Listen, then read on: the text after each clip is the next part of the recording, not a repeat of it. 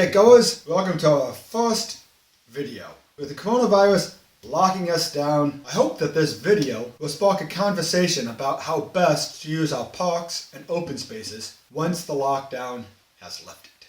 Gecko's team's aim is to reduce isolation and rediscovering our neighbors through community projects. Today's video is entitled From Rat Race to Rat Park. We will be releasing more videos 3 times a month on the 5th, the 15th, and 25th, and written blogs twice monthly on the 10th and 20th. Please visit our website, getgoteams.com, to see our past projects and keep up to date. So let's start by defining what is meant by the term the rat race. The best person to answer this is Jimmy Reid, the Scottish trade unionist and politician. This is what he thought about the term the rat race. The picture it conjures up is one where we are scurrying about, scrambling for position, tromping on each other, backstabbing, all in the pursuit for personal success. Here is a YouTube clip of the man himself articulating how he feels about the rat race. We're human beings, and people insult us when they talk about our participation in a rat race. Reject the insidious pressures in society that would blunt your critical faculties to all that is happening around you, that would caution silence in the face of injustice, lest you jeopardize your chances of promotion and self-advancement.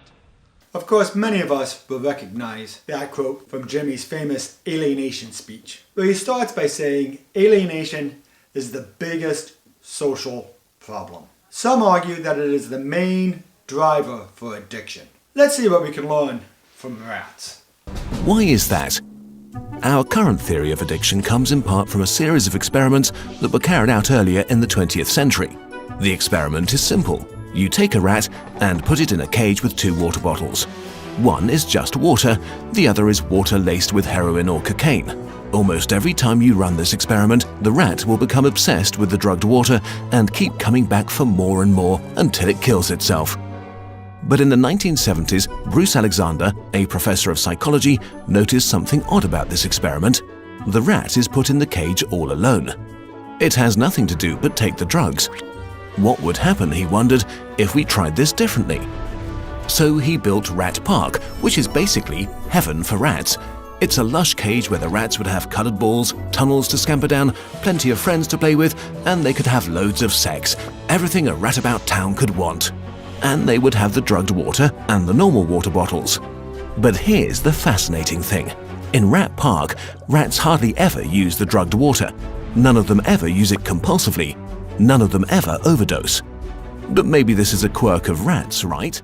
So, Rat Park is about having fun locally. But how? What would Rat Park look like in your community? We'll be back on Wednesday, the 15th, to outline what we think it is, what it is not, and who should lead it. Please leave a comment below and subscribe to tell us what you think it would look like in your community. Till next time, let's get things going.